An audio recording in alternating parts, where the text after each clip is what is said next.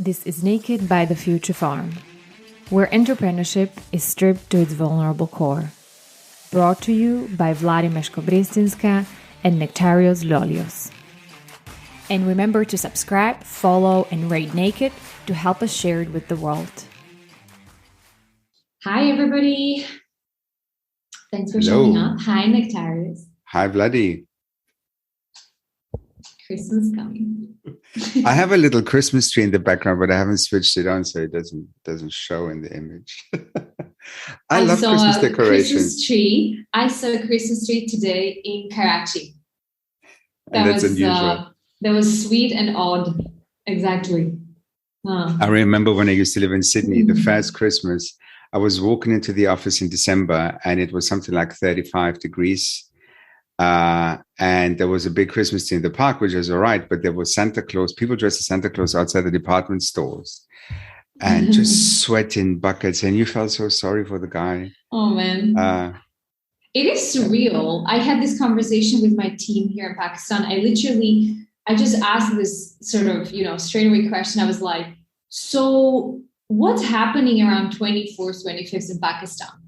And frankly, so there is a religious event. Obviously, it has nothing to do with Christmas or anything. Is it like a prophet something? It's terrible. I don't remember. But so religious event. But it was interesting to sort of have that conversation because from you guys are listening from all kinds of places. But it's just this, I guess, reflection that we all are in our own bubbles and we assume. And yeah, so yeah. But it was interesting again to see a Christmas tree in Karachi.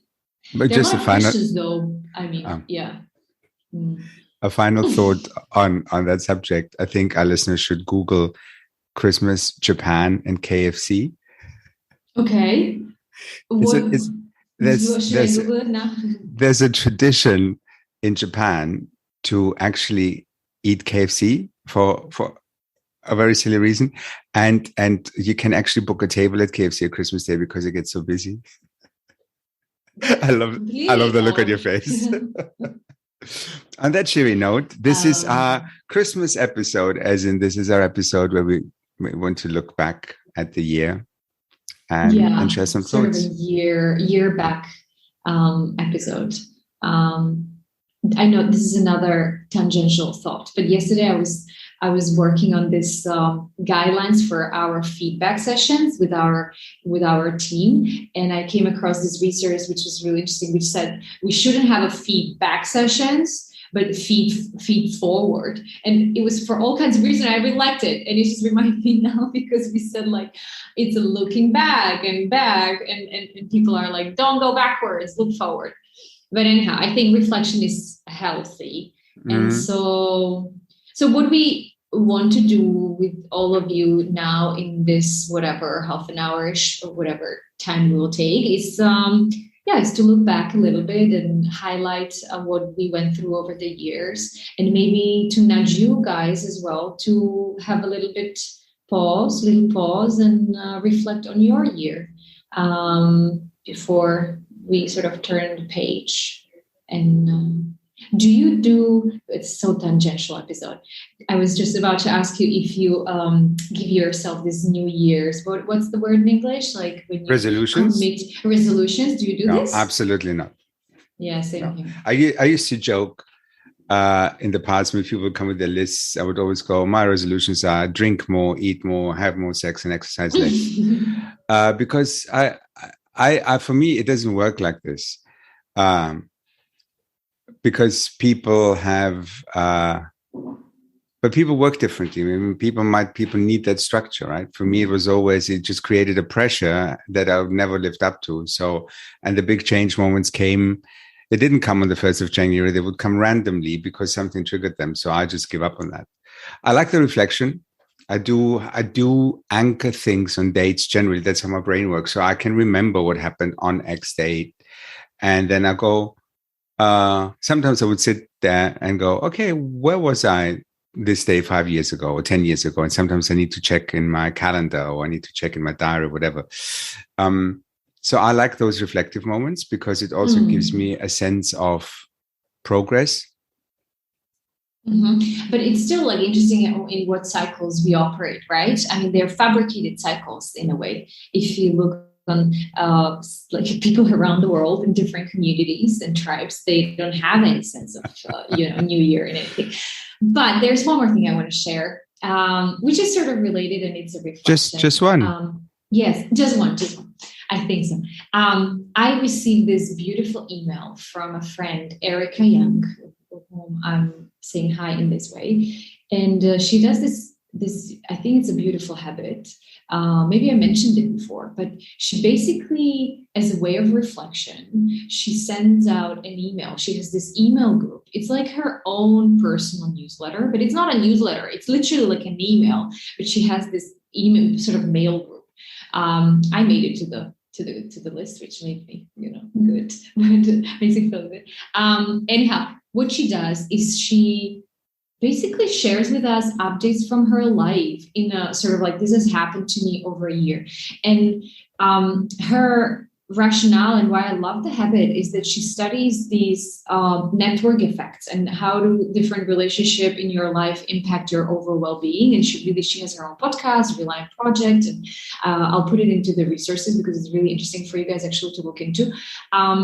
And I thought that this is such an interesting thing to do because I actually really enjoyed reading it. It was about her, a little bit about her family, what's happening for her professionally, what she's reading a little bit. So sort of that year back look on a personal level, sharing with your close network. And I felt like I don't have many people who do this. I think she's probably the only one from whom I get such email. Yeah, you're noting. Is that something you... Yeah. I've seen people like just write Christmas updates, which is once a year, where people go, oh, and we had another grandchild or whatever. I think there is, so if you use Spotify, for instance, Spotify gives you your year, right? They're looking back, people are going, these are the songs, this is the artist you listen to most, and this is the podcast you listen to most. And there is this mindset of a consolidation of what happened, like a report of sorts that you can look at, and maybe you can look at the report from the year before. I think we all do it in ways, especially if we have that mindset of sharing, because some people don't. Anybody who is on social media will probably do their own version of this. The only thing we do is we always take a picture and then we make it really silly. And then we just send it to all our friends to say Happy New Year. That's all we do. Yeah, but your mic is moving. My mic is moving? Okay. I thought so. Yeah. Now you're back. The mic wasn't moving. It was me moving. It was you moving. Yeah, we do, by the way. We move a lot around. Yeah, I get very fidgety. I hear you. I thought that was something interesting about that reflection and sharing it with the people who are close to you. And by the way, she also was reflecting on her mental health, and it was quite vulnerable. So it was actually nice. You said before we recorded that 2022 was weird and 2021 is also weird. So 2020 was weird, and 2021... Yeah. Well, look, when the pandemic started, we all didn't know what to do. And then we thought, okay, let's just get through this. And because we anchor things on milestones, everybody was saying, yeah, our 2021 will be better. And guess what? We got into 2021 in the UK with a huge lockdown that lasted until April. So the first lockdown was weird, but the weather was nice and everybody had a sense of community. The second one was just bleak. So my experience of the beginning, the first few months this year was just horrible. So that's why I said this to you earlier. There is something about if it's new, you kind of have a different way of dealing with it than if something you recognize. But there was very little hope. If I think about this time last year, I had COVID. I came back from Dubai and I got COVID. So I spent Christmas feeling really poorly.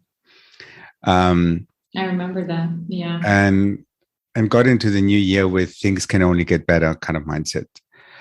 And then it was just long days with very little light.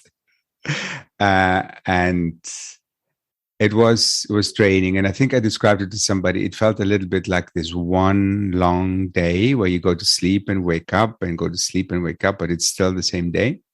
that lasted for about a month or two. But yeah, this was just the beginning. But if I look back at 2021, it had a lot of highlights and a lot of learning, sort of good stuff. So for me, it did a lot to me. It brought a lot of clarity on things that I was confused about, because last year I lost my mom, right? So also difficult conversations at home, unexpectedly difficult conversations. I didn't realize that I was in a weird place.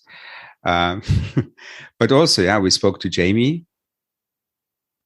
So we spoke to James Rutledge, and he, when we talked about it, it triggered off me starting the journaling. And then on the back of that, I had the courage to start my yoga. So I started doing stuff that was really good for me. And suddenly being in Greece on a balcony with my own travel yoga mat was like, I would have never thought this would happen to me. I would never thought I would be that person, but it was good. It was nice. So there was a lot of positive stuff and stuff that, and this is the one thing where you go, I would have never thought that at 54, I will take up these things. Kind of feel you sometimes think, yeah, I'm set in my ways. There's certain things I've tried that don't work for me. And then you try it again in a different context or with a different motivation, and suddenly it's exactly what you need in your life. So that's been, from my perspective, 2021 was an amazing year. A lot of good stuff happened as well, but it was a lot of response to painful experiences from the time before.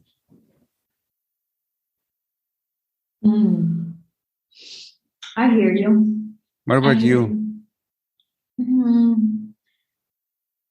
I feel like I have a sort of a blackout in terms of like it's also fluid. Like I don't remember necessarily what was in January, February last year or summer sort of. I feel like my days this year are very intense, and a lot is happening both on a personal and professional and just life is happening. And I feel like I'm sort of like I'm certainly more living in the present moment, and then more towards future. So I don't go a lot in the past. And obviously there's a lot in the past that affects me. So then it's like no doubt, but just like, like when I was even trying to put things together, like I sort of like had to go a little bit like, okay, so what was happening? It sort of feels like when you say we recorded with James, I was like, that feels like 2 years back. So I lose track. Yeah, I somehow don't remember. When did you move into your flat? And when did you move from Prague to Bratislava? I was thinking about it actually in preparation for this episode, and I think this is 2 years ago. Is that true? No. It is. Bloody. It's not this summer. Okay.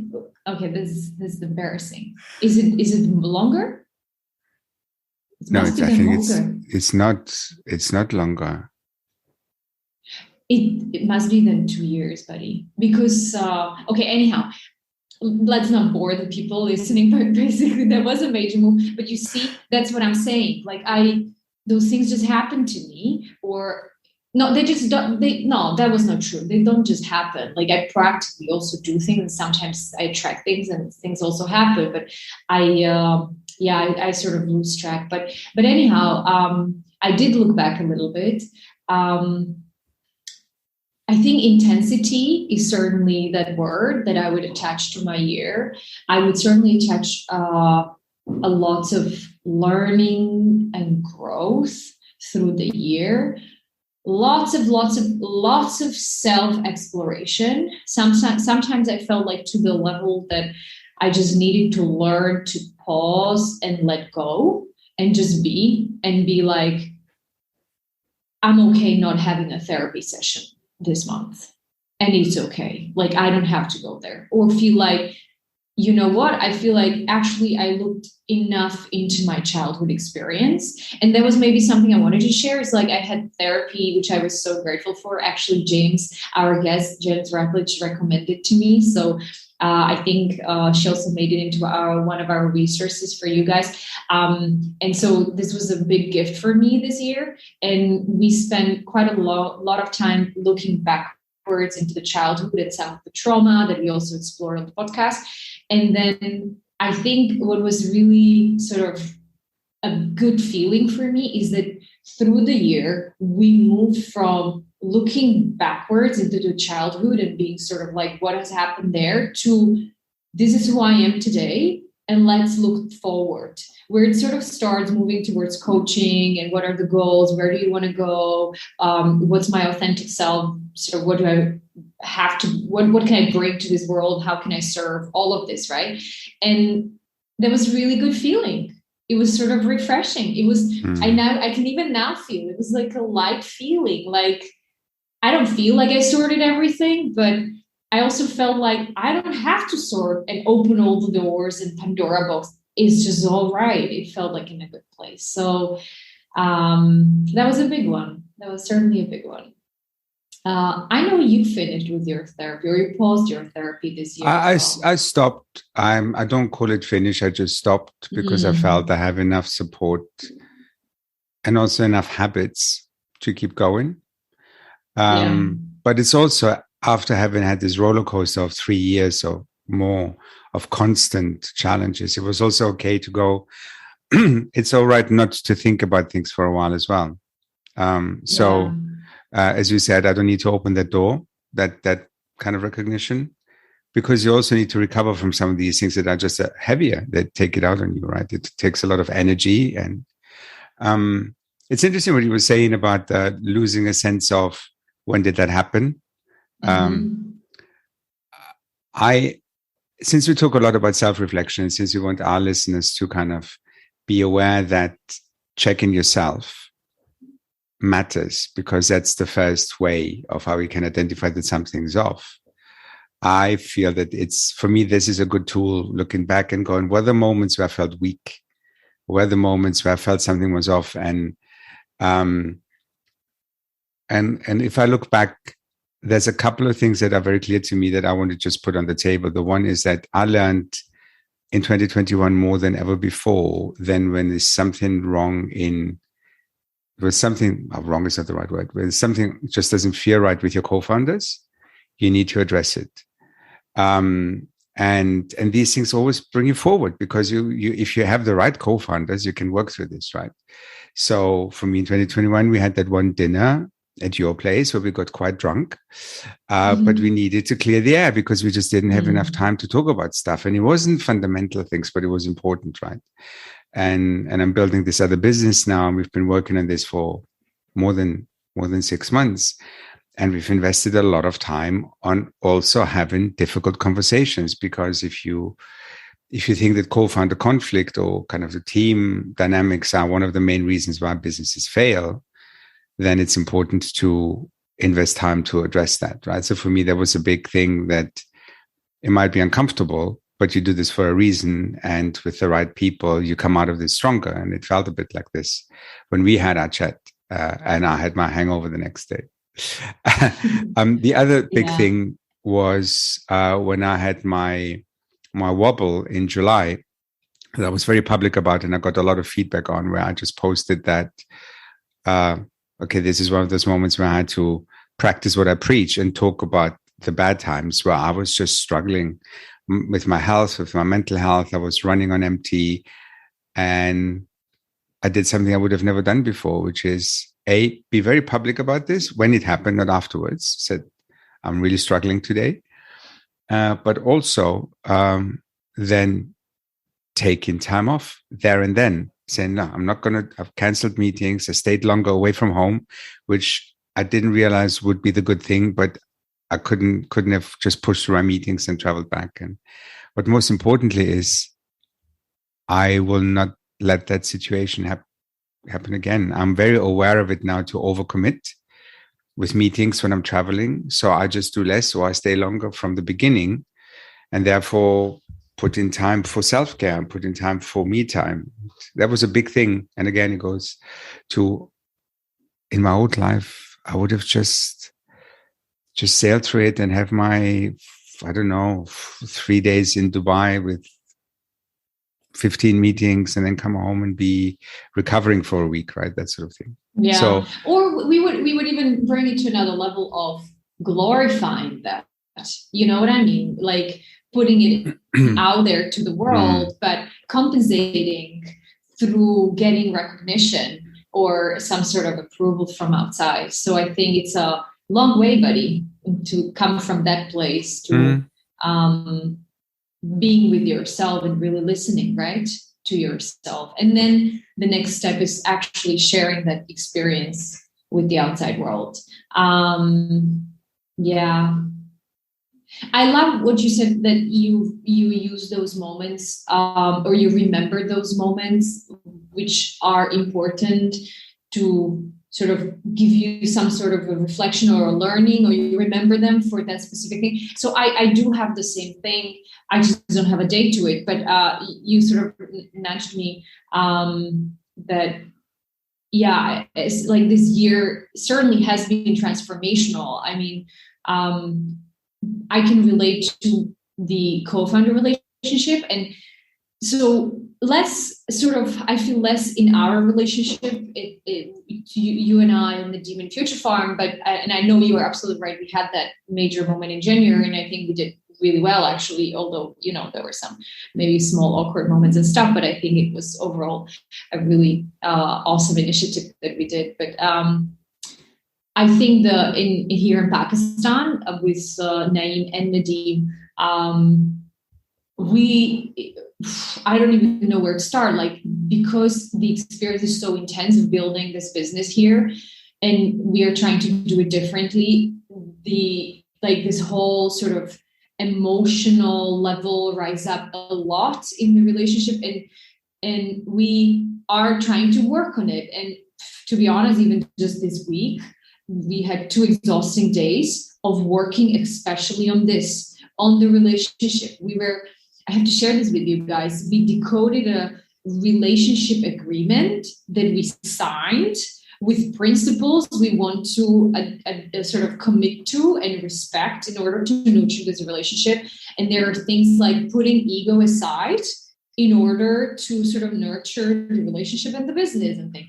And it's beautiful when you have that conversation and then things come up and you are like, there's the agreement. Remember, how do we practice? So it's this is a big one. It's a big one. I felt exhausted after those few days, but I also felt energized at the same time and empowered, really. On a personal level, I also felt that this journey with Future Farm and with you, Nektarios, and our team is also helped me to be better equipped, frankly. And to be honest, big credit to all the people we have as our guests, because that's also one of my reflections that I've been learning a lot through those experiences that they shared. And I just recently, as I was putting this one brief together, I went through all the resources that they shared with us that they use and tools, and I was just like, wow, like the richness of the knowledge share and experience share is massive. So I sort of feel like this year I felt more, I was like straightened up better in a sense of confidence and ability to approach some of those situations and moments. And yeah, less shy. And certainly it's confidence. It's confidence what it is, and in the way of, let's try, let's do this. Let's talk about it. Let's be uncomfortable and we'll get through it. So that was also beautiful. When we talk to people on the podcast or off the podcast, that one of the things we hear a lot is just talking to somebody, having this peer conversation. And for me, the podcast serves that purpose to some extent. It's like, okay, we invite somebody to be open and vulnerable, but of course we relate to it from our own experiences, right? And for me, it feels a little bit like, even if it's somebody we don't really know, because we get to that level of honesty and openness really quickly, it's like talking to a mate, and you go, okay, we can relate to that experience. And for me, this is always a bit like a therapy session of sorts. Yeah. But also, I mean, one of the things that has happened, especially in this season, is we're moving a little bit away, not deliberately, but we're extending the kind of the profile of people we talk to on the podcast, right? We have now more experts, which I think is also interesting for somebody to comment on the stuff that we observe with our guests, we experience with our guests. So I haven't had Michael Freeman in the last season. I haven't had Laura Schupp-Guzman in this season, and we have a few more in the pipeline, right? It also adds more color to the subject, and I think it's also important. Story. Yeah, also for our vision to actually change the way we talk about this. There's more, and I know that you also wanted to talk a little bit about the big thing we did a month ago. The big thing we did. I'm not sure if it's going to be that exciting for the guys, but anyhow, for a long time, you might remember, you guys, this, but we tried to. So let's put it this way as a story. Like, what is super important for us at Future Farm is we from a day one we knew that if we only focus on sort of equipping the entrepreneurs with that, what we say, let's say emotional and resilience, anti-fragility, you can put everything into it, right? Sort of this, giving them tools and building the muscle. That's just the only way, because if we plug them into the wider environment within which we all operate as entrepreneurs, there are other people like investors, and they play a role, and often they are a source of stress for us. And they have a major impact on our mental health. And so for us, it was very important to start addressing this root cause as well. And the way we did it is that over the past 2 years, we took time. We were also fortunate enough to identify a number of really awesome investors around the world. Really, this is from New Zealand, Australia, Singapore, Pakistan. Actually, we didn't have anybody from Pakistan, but it's going to happen. Anybody, Europe, US, you name it. And they're already experimenting, and they care. They take it it comes from a good intention, good place. And what we did, we finally brought those people together. We created a safe space for them to get to know each other, to share their experiences. And it was powerful. It was very, very vulnerable, very naked. I felt like 2/3 of the experience, they were sharing more about their individual mental health stories and experiences. And then we moved to how does that impact us as investors to show up in front of the entrepreneurs. And we are keen to build something meaningful around this in the next year. So fingers crossed. If you're here, if you're listening to this and you are an investor or you know somebody and this resonates, please do reach out to us. But that's our big thing, and I'm happy for it. And okay, this is maybe I shouldn't share, but I'm going to share it. So what? We also it was one of our very first product that we put out there. I don't want to say product, but it's something that we also got people to put money behind. And I think it's important to say it actually, because it showed a real commitment, and it also made us proud that we can sustain as a venture as well as Future Farm. So I love that what we did. Nice. A pause. Yes. I have one more small one that I wanted to share that it also excited me, and it happened by the end of the year. Is I made my very first angel investment, and which was exciting on its own. But I made the investment into a mental health app. It's called Noor, and it's a meditation and mindfulness for the Arab world. So they're sort of, if you imagine it like calm, or first with a specific tailored content for the Arab culture. And it's a woman founder, which is even more exciting. So I just wanted to sort of share this joy with you guys. And I think it's just back to Nektarios, what you said, that we are also expanding horizons around who is doing what in this space, and just, meeting people sort of who are trying to also contribute to solving for better and healthier entrepreneurship. It's really exciting and encouraging. And yeah, it just gives me even more hope and sort of kick into let's do this, and let's continue in the next few years to come. Is this the end?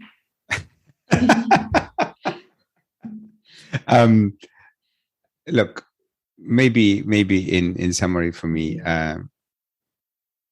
I think we're all going through times at the moment for the last couple of years that we have no real tools to deal with.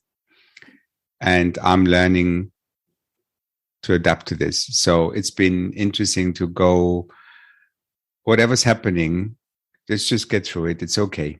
There was this feeling of me having to remind myself all the time, there's no playbook for this. It's okay. We do the best we can.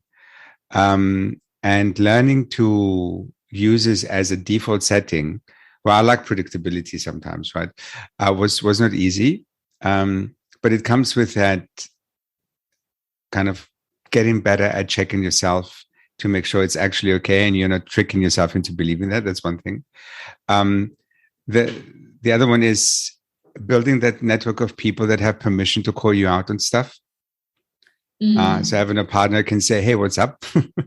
We need to talk. Or you acting weird. Which is super, super uncomfortable when somebody says to you, we need to talk. But that's also been super useful. So for me, that was one of the headlines for this year. The last one was definitely in my case, and I talked about this in various formats, was having lost my dad and having had lots of people who deal with masculinity. I just have this undigested stuff in my head that at some point will take some shape, which is about why is it so much more difficult for men to talk about what's going on in their lives, entrepreneurs or not? And there's a lot of people who deal with the subject of masculinity, like when we talk to Everyman and Owen, that really kind of made a difference for me. And I just get super excited and more people talk about it. I think one of the things that looking forward in 2022 that I'm very conscious of is there's a lot of people who are jumping on the bandwagon. Mm-hmm. I don't want mental health to be the innovation of the next few years where you just tick a box. Hey, everybody gets calm in the company, and therefore, as a company, we have covered the mental health responsibilities we have towards our employees. All that. So I think it's what you mentioned about giving a platform to people who help on the fixing side of things is something that we should keep an eye on. But I kind of get into the new year with a lot of optimism. That's good. I think that's a nice way or a place to maybe close this. I was just thinking maybe the last thing is to sort of send love and appreciation to our team who's been with us over the course of the year. Ludo, Laura, Nadine, Catherine, and now Carolina. Zara, of course. We wouldn't be here without you guys. So thank you so much that you're committed to this and making our small contribution to this important part of all of our lives in one way or the other. So thank you. And sending love to all of you. If you have holidays, enjoy them, rest if you can. And to all the others, I guess, stay well. And we'll be back in the new year. Yes. Bye-bye. Ciao, bye, Nektarios. Bye. Bye. Bye.